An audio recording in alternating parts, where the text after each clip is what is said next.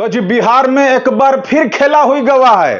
जी हां, नीतीश कुमार एक बार फिर पलट गए, एक बार फिर भाजपा की गोद में बैठ गए। एक ही तो दिल है नीतीश जी, कितनी बार जीतिएगा।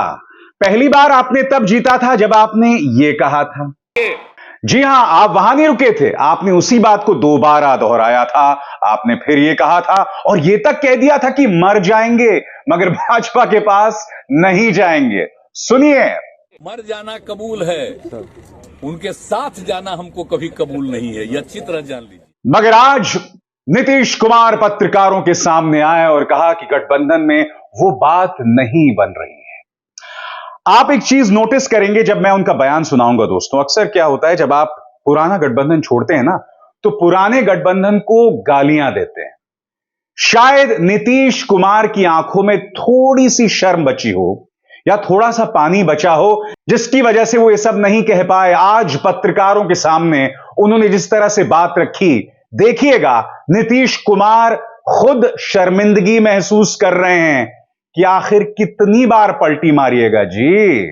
सुनिए नीतीश दोस्तों, इस कार्यक्रम में मैं आपको आगे जाके बतलाऊंगा कि आखिर नीतीश कुमार ने बड़ी पलटी क्यों खाई।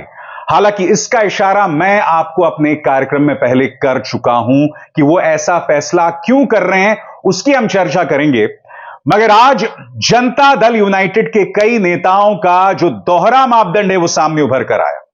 सबसे पहले पार्टी के प्रवक्ता अब जाकर राजद के भ्रष्टाचार की बात कर रहे हैं। सुनिए, माननीय नीरज कुमार क्या कह रहे हैं। वो कह रहे हैं कि भ्रष्टाचार की वजह से हमने जो है राजद का साथ छोड़ दिया, यानी कि भ्रष्टाचार का जिन्न एक बार फिर सामने आ गया है। सुनिए माननीय नीरज कुमार क्या कह रहे हैं। यानी कि 1.5 साल से आप राजद के साथ रहे, तब आपको भ्रष्टाचार नहीं दिखाई दिया, अब जाकर आपको भ्रष्टाचार दिखाई दे रहा है। क्योंकि नीरज कुमार भी जानते हैं कि प्रदेश की जनता देख रही है, नीतीश कुमार की क्रेडिबिलिटी बहुत जोरों से जमीन की तरफ जा रही है। और आप जब बार बार एक राग लापते हैं जिसकी कोई जमीन ना हो, तब जाहिर सी बात है आपकी बात पर कोई विश्वास नहीं करता है। केसी त्यागी कायदेसी नेता मुझे बहुत पसंद है, वो क्या कह रहे हैं। इंडिया गठबंधन टूट की कगार पर है, कांग्रेस के अड़ियल रवैये ने इसे तार तार कर दिया है। उत्तर प्रदेश में अखिलेश और बंगाल में ममता भी दुखी हैं, यह बात कह रहे हैं केसी त्यागी।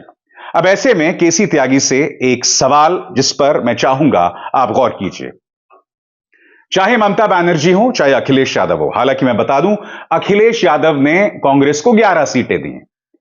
उसी तरफ से ममता बनर्जी की भी बात करें, वो अकेले चुनाव लड़ रही हैं, मगर वो बीजेपी की गोद में जाकर नहीं बैठी हैं। आज जो केसी त्यागी ये कह रहे हैं कि कांग्रेस के अड़ियल रुख की वजह से हमें यह फैसला उठाना पड़ा, बड़ा सवाल यहां पर, क्या आप अपनी विचारधारा के साथ समझौता कर सकते हैं। केसी त्यागी साहब, आप तो निहायत ही सेक्युलर आदमी हैं, धर्मनिरपेक्ष आदमी हैं। नीतीश कुमार भी धर्मनिरपेक्षता की दुहाई देते रहते थे।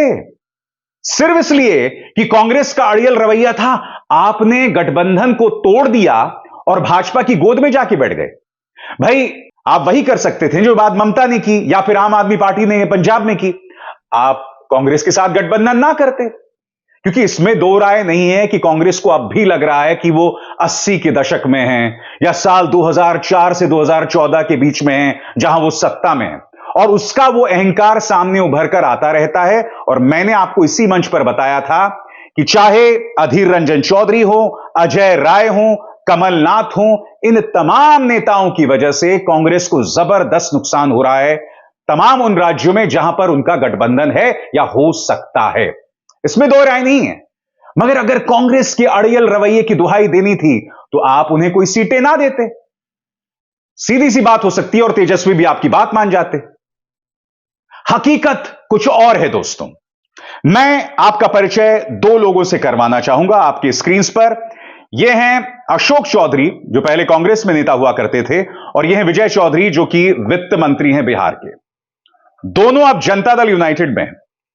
हकीकत क्या है मैं आपको बताता हूं दोस्तों, और इसका जिक्र मैं पहले अपने शो में कर चुका हूं, मगर आज मैं आपको विस्तार से बताने वाला हूं कि नीतीश कुमार ने कदम क्यों उठाया।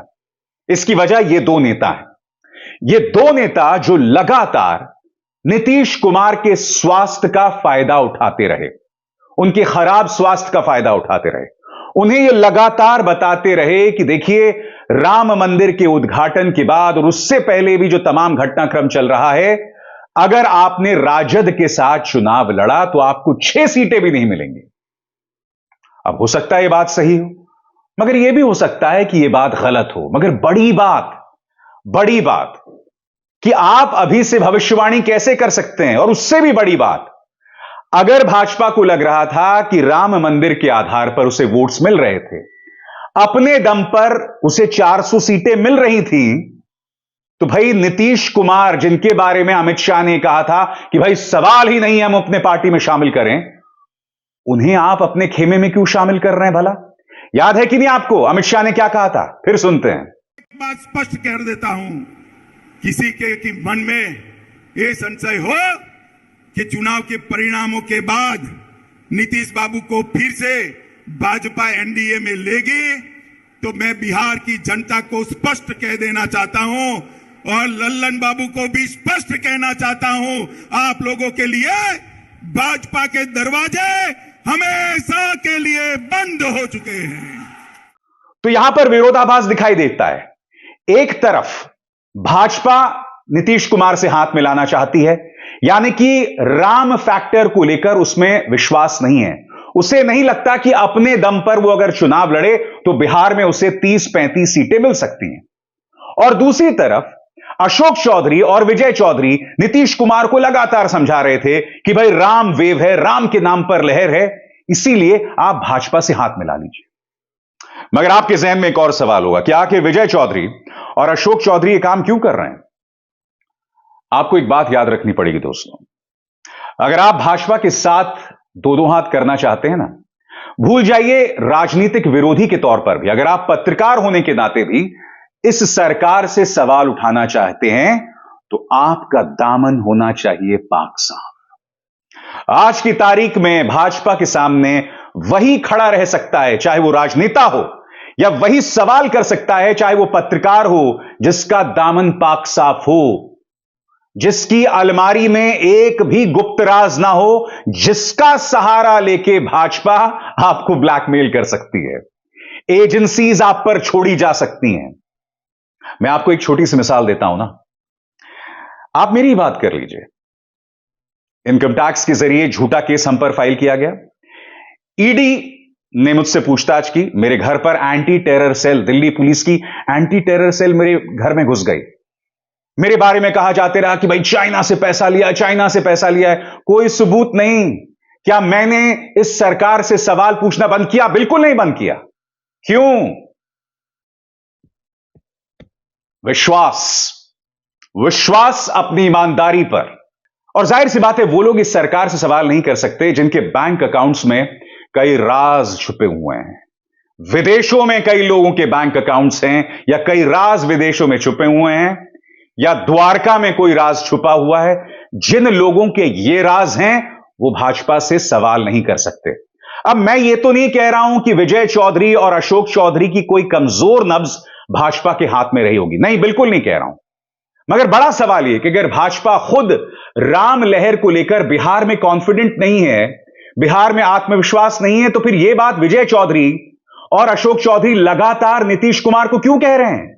और स्वाभाविक सी बात है दोस्तों, प्रतिक्रिया आनी शुरू हो गई है। कांग्रेस के अध्यक्ष मल्लिकार्जुन खड़गे ने न्यूज 24 की इस खबर के मुताबिक नीतीश कुमार को पलटू बता दिया है। क्या कहा मल्लिकार्जुन खड़गे ने, आइए सुनते हैं। और यही नहीं दोस्तों, कांग्रेस के मीडिया सेल के प्रभारी जयराम रमेश ने भी सख्त तेवर अपनाए हैं। वो क्या कह रहे हैं आपकी स्क्रीन पर? बार बार राजनीतिक साझेदार बदलने वाले नीतीश कुमार रंग बदलने में गिरगिटों को कड़ी टक्कर दे रहे हैं। इस विश्वासघात के विशेषज्ञ और उन्हें इशारों पर नचाने वालों को बिहार की जनता माफ नहीं करेगी।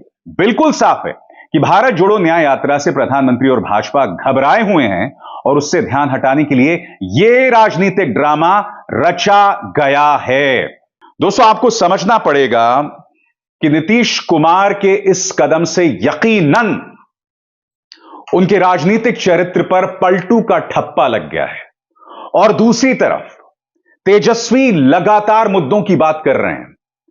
कहने को उनकी राजनीतिक जमीन बिहार पर है, मगर यह व्यक्ति लगातार नौकरियों की बात कर रहा है, लगातार कह रहा है कि भाई हिंदू मुस्लिम करने से, मंदिर मस्जिद करने से आपका पेट नहीं भरेगा, जरूरी है नौकरी मिलना।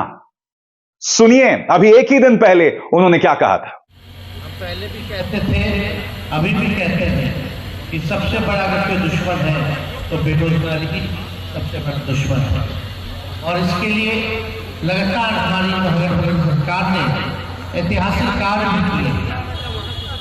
लगभग 4.5 लाख से भी ज्यादा नौकरियां जो है 1.5 साल के अंदर हम लोगों ने देने का काम। इससे बड़ा काम आज तक किसी भी देश के राज्य सरकार ने नहीं किया।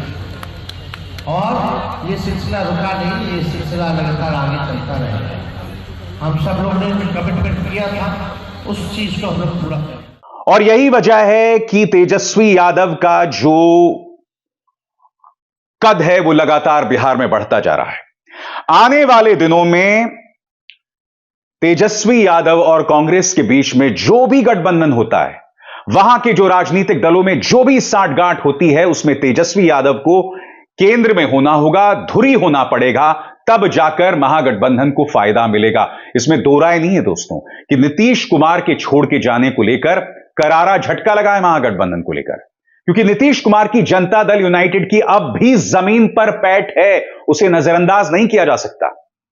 और यह इंडिया गठबंधन के लिए करारा झटका है, खासतौर से ममता बनर्जी का जो रवैया था और उसके बाद नीतीश कुमार का। और यह कांग्रेस के लिए कई सवाल खड़े कर रही है दोस्तों। कांग्रेस कटघरे में है कि क्या कांग्रेस के अहंकार का शिकार गठबंधन हो रही है, मगर आज वो दिन नहीं है दोस्तों। आज कटघरे में भाजपा है। भाजपा ने एक बार फिर साबित कर दिया है कि वो विचारधारा विहीन पार्टी है। वो किसी के साथ भी हाथ मिला सकती है, वो महबूबा मुफ्ती के साथ भी हाथ मिला सकती है जिसका उनसे कोई लेना देना नहीं है। अजीत पवार को लगातार गाली देने के बाद उन्हें डिप्टी चीफ मिनिस्टर बना सकते हैं। वो तमाम एकनाथ शिंदे कैंप के विधायक जिनकी जांच ईडी कर रही थी, जांच एजेंसीज कर रही थी, वो लोग सरकार में शामिल हो सकते हैं और मामले बंद हो सकते हैं। लंबे चौड़े दोस्तों नाम है। हेमंत बिस्व शर्मा को ही ले लीजिए, कितने केसेस थे, आज वो भाजपा के मुख्यमंत्री बने हुए हैं। भाजपा ने यह साबित कर दिया है और अपने जो उसके समझदार समर्थक हैं उन्हें समझाना उसके लिए मुश्किल होगा कि क्या उसकी कोई विचारधारा नहीं है, क्या सिद्धांत विहीन राजनीति है भाजपा की। आजाद भारत के इतिहास में दोस्तों ऐसी कोई पॉलिटिकल पार्टी नहीं हुई जिसने इस तरह से समझौता किया है, बार बार समझौता किया है। शॉकिंग है दोस्तों। सबसे बड़ी बात जो मैंने अभी अभी आपको अमित शाह का बयान सुनाया, क्या कोई भी गोदी मीडिया उस पुराने बयान को चला रहा है? गोदी मीडिया में आप कवरेज देखिए, सब कह रहे हैं प्रधानमंत्री का मास्टर स्ट्रोक है, मास्टर स्ट्रोक है।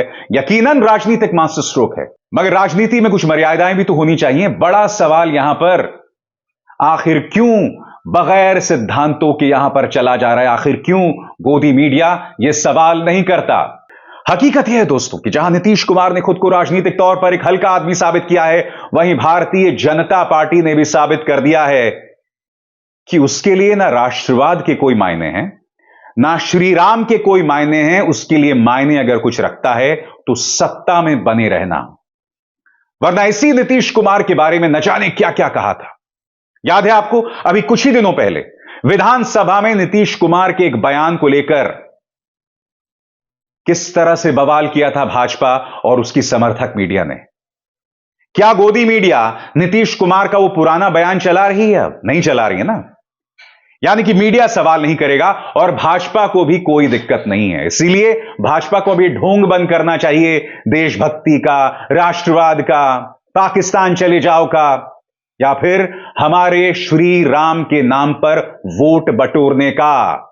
आप एक सिद्धांत विहीन पार्टी हैं, यह साबित हो गया है। अभिसार शर्मा को दीजिए इजाजत। नमस्कार।